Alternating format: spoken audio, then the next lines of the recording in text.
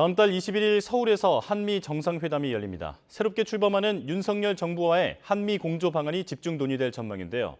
미국 내에서 한미 관계를 어떤 시각으로 바라보는지, 윤석열 새 정부에 대한 현지 반응은 어떤지, 미국에서 한인 선거 참여 운동을 주도하고 있는 김동석 한인 유권자연대 대표와 함께 얘기 나눠보겠습니다.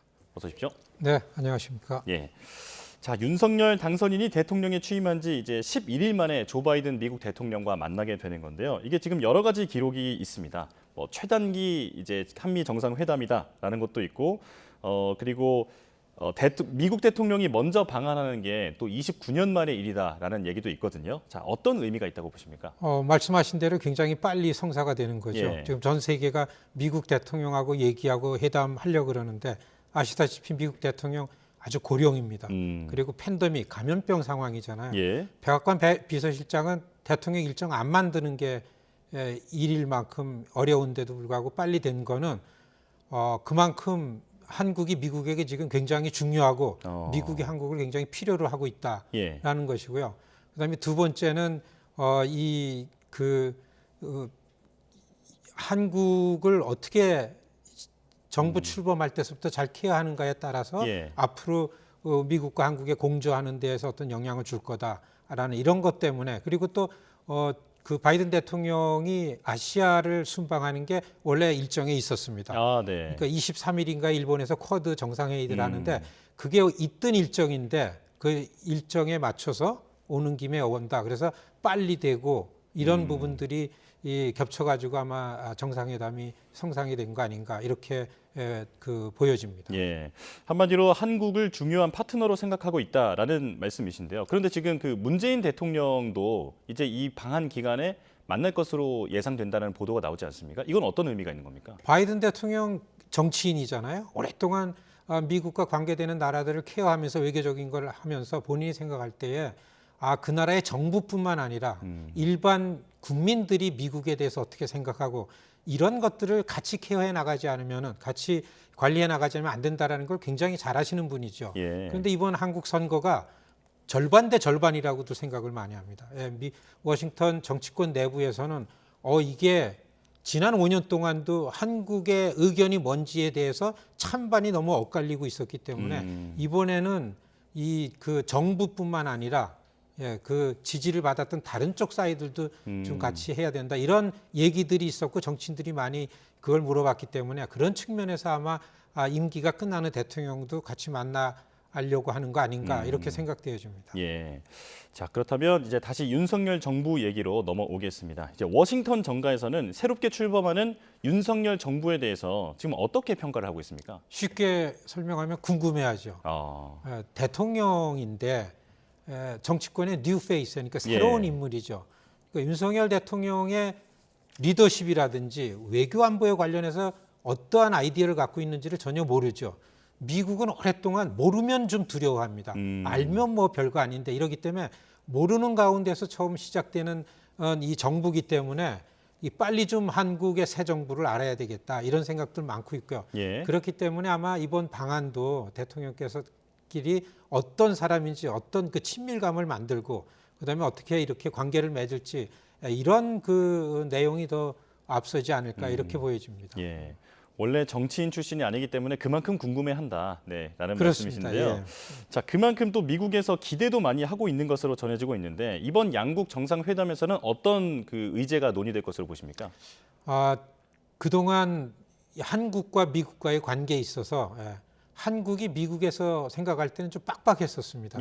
긴장이 있었고, 왜냐하면 그만큼 한국도 커졌기 때문에 한국의 아젠다를 강하게 요구하기 때문에 미국이 좀 그 외교 측면에서는 쉽지 않았었는데 그거에 비해서 새로 되는 정부는 미국 입장에서는 좀 수월하지 않을까라는 기대를 갖고 있는 게 지금 워싱턴 내부인데 아마 백악관도 그렇게 생각하고 그런 기대를 하지 않을까. 제일 중요한 거는 올해 들어서 북에서 참고 있던 이 핵이라든지 미사일이라든지 이거를 미국을 굉장히 위협을 하기 시작했잖아요. 이런 측면에서 한국 정부랑 빨리 어떤 논의를 하고 공조를 하는 게 필요할 거고, 오히려 미국에서 볼 때 더 중요한 거는 미국 내부에서 지금 굉장히 제일 어려운 게 바이든 정부가 지금 제일 어려운 게 경제 문제입니다.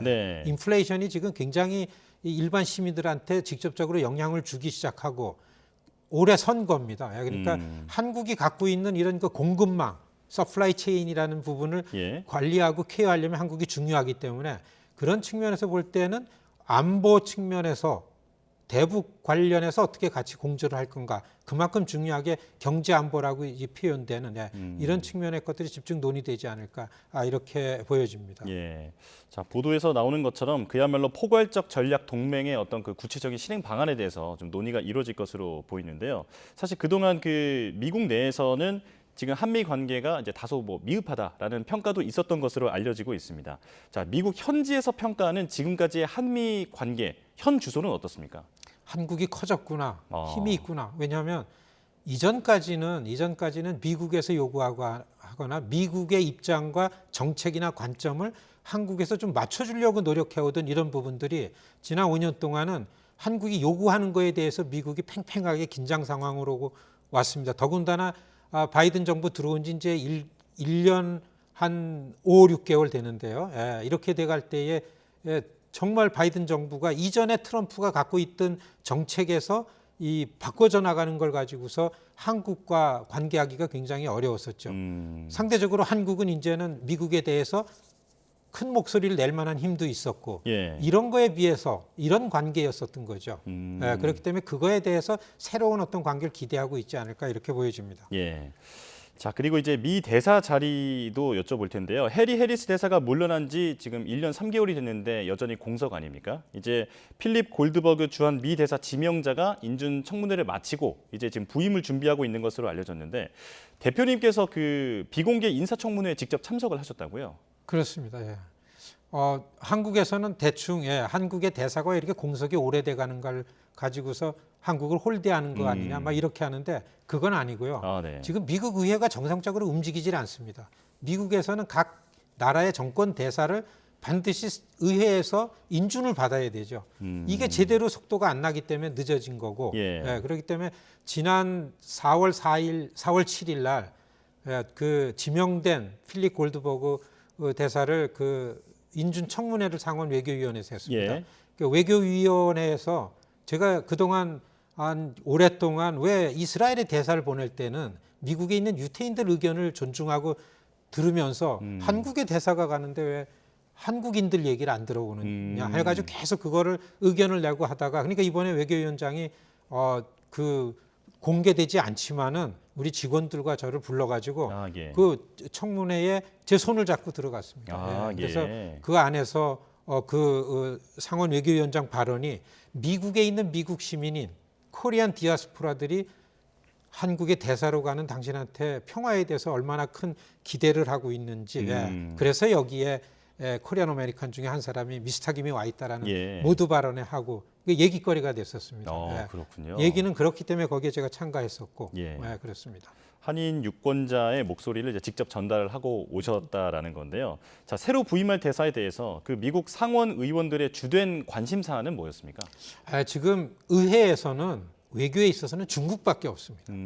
그러니까 이제 아시아에 갑자기 미국의 상대 국가가 된 중국과의 관계 속에서 과연 중국을 놓고서 일본과 한국, 미국 이렇게 어떻게 잘 공조하고 협력할 건가? 근데 지금 현실적으로는 지난 정부 때까지는 일본과 한국이 굉장히 이렇게 부딪힘이 많았기 때문에 이걸 많이 미국 의회 의원들은 걱정을 하니까 그 가장 많이 묻고 확인해보고 따졌던 게 어떻게 할 건가?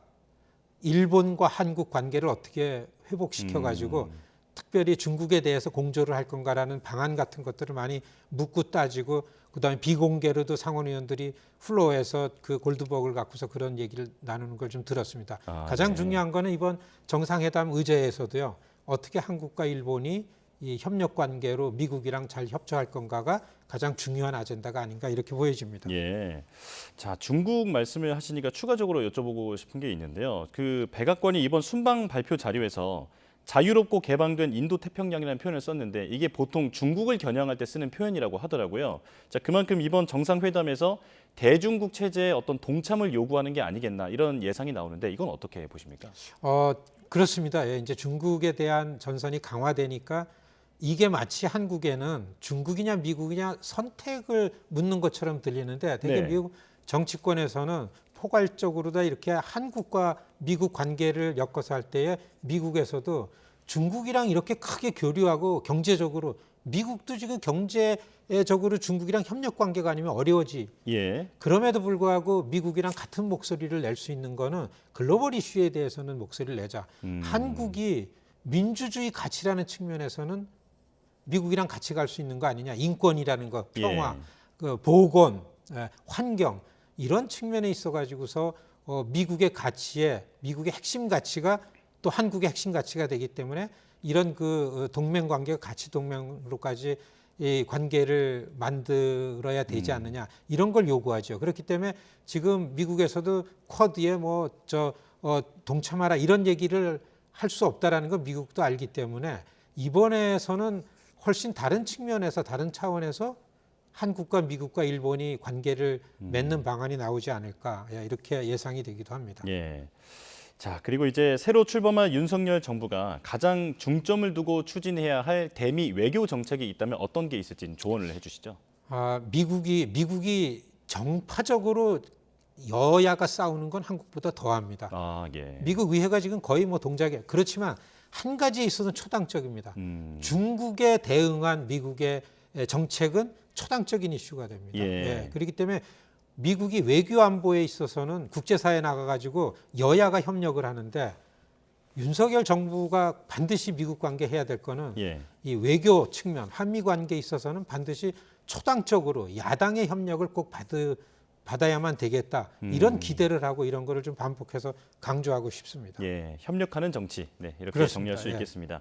자, 마지막으로 이제 질문을 드릴 텐데요. 이제 11월에 말씀하신 대로 미국의 중간 선거가 있는데 이 선거 결과에 따라서 한미 관계에도 영향이 있을 수 있잖아요. 자, 이 부분은 좀 짧게 좀 설명해 주시죠. 그렇습니다. 이번 선거 결과가 많은 전문가들이 완벽한 여소야대가 된다. 하원도 상원도 다 이제 공화당이 이길 텐데 예. 그렇게 되면은 굉장히 좀 강경하게 외교 안보 측면에서 강경한 입장을 가질 수밖에 없지 않을까. 안보 측면에서요. 그리고 또 한 가지 경제적으로다가는 훨씬 더 한국을 가까이 파트너로 여기려 그러는 그런 목소리가 많아질 거다. 이런 측면에서 한미 관계에 중간 선거의 결과가 영향을 미치지 않을까 이렇게 보여집니다. 예. 자, 지금까지 한미 정상회담을 앞두고 한미 관계의 어떤 분위기에 대해서 살펴봤습니다. 김동석 한인 유권자연대 대표와 함께했습니다. 고맙습니다. 고맙습니다.